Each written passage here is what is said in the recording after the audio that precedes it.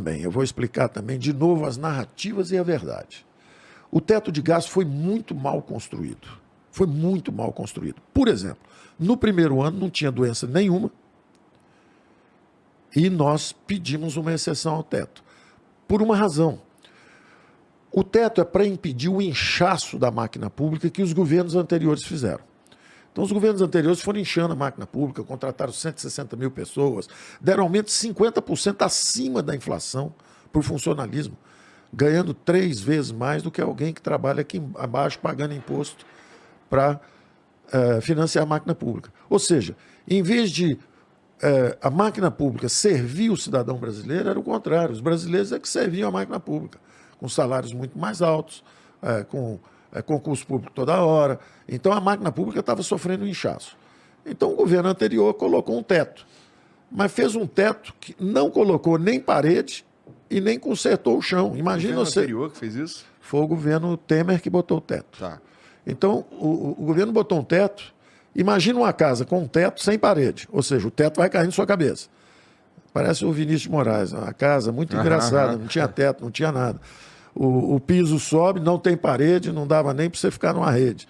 Então, fizeram um teto com defeitos, o piso subindo o tempo inteiro, nos comprimindo contra o teto, com despesas obrigatórias. Ou seja, a classe política, pela primeira vez durante a guerra do Covid, teve que fazer o que se faz no mundo inteiro, assumir o orçamento. Falar assim, olha, tem dinheiro para mais frágeis e não vai ter aumento de salário durante 1 ou 2 anos, enquanto durar a guerra. Então, esse comando do orçamento, que é a essência da política, exercer a política é decidir para onde vão os recursos públicos.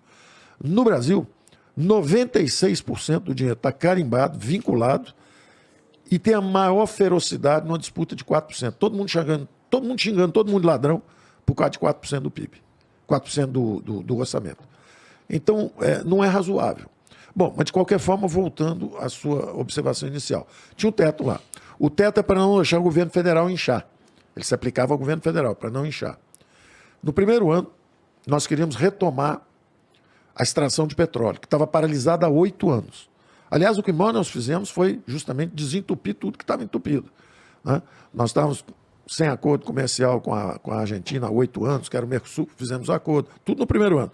Fizemos a reforma da Previdência, fizemos o acordo comercial, mandamos um acordo para a União Europeia, fizemos a área de livre comércio da Europa, quer dizer, fomos fazendo acordos comerciais, fizemos a reforma da Previdência, estávamos andando e, no caso do teto, queríamos tirar o petróleo do chão, mas os estados e municípios queriam recursos.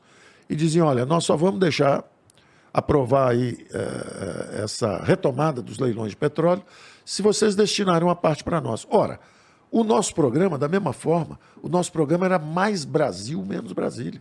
O povo vive nos estados, o povo vive nas cidades. O povo não vive em Brasília. Em Brasília a gente pensa o Brasil. Mas saneamento, segurança pública, escola, saúde, está tudo onde vocês vivem, onde o povo vive. Então, o que nós fizemos?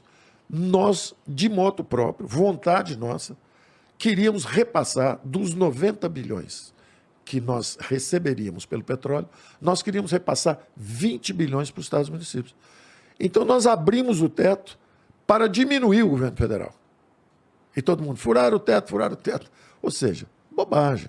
O teto, na verdade, é um símbolo, é uma bandeira de defesa de não deixar o governo federal inchar. Ora, se eu estou reduzindo o governo federal, não tem problema nenhum fazer essa exceção.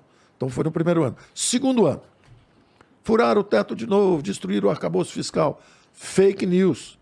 Mentira. Se tiver uma doença, feito teve, nós vamos deixar a população toda morrer por causa do teto. O teto é para não deixar o governo federal inchar. Eu não estou inchando o governo federal.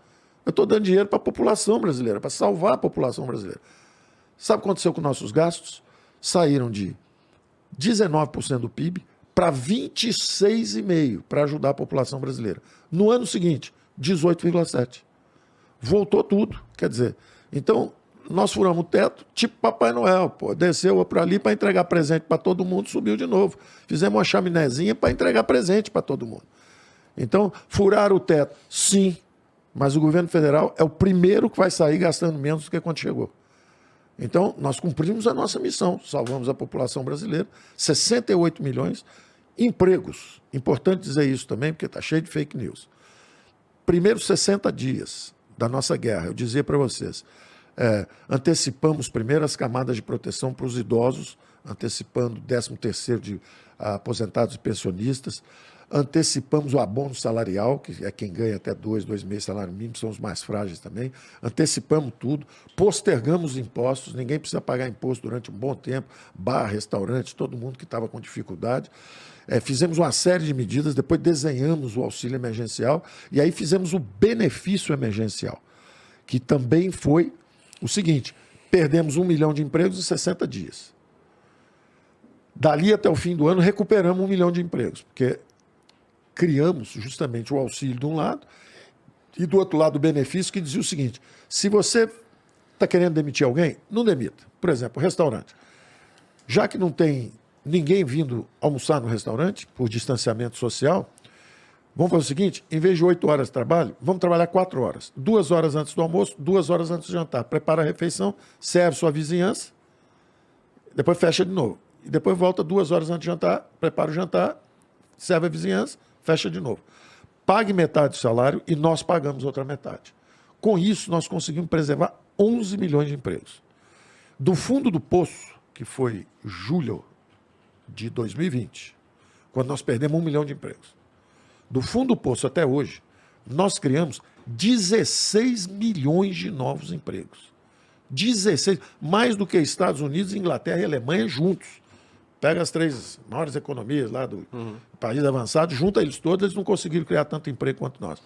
8,8 milhões com carteira assinada. 7,3 milhões de novos empregos informais. Então nós preservamos 11 milhões, nós temos um CPF de cada um. Você imagina o seguinte, eram 106 milhões de brasileiros, população economicamente ativa no último censo.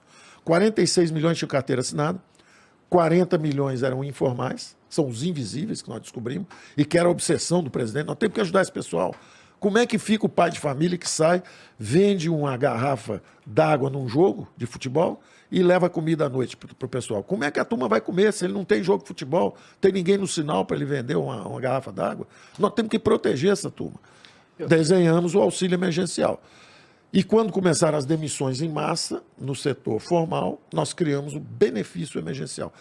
Salvamos 11 milhões de empregos, criamos mais 16. Ou seja, protegemos 27 milhões de empregos nesses 2 anos. Todo mundo dizia que o Brasil ia afundar 10%.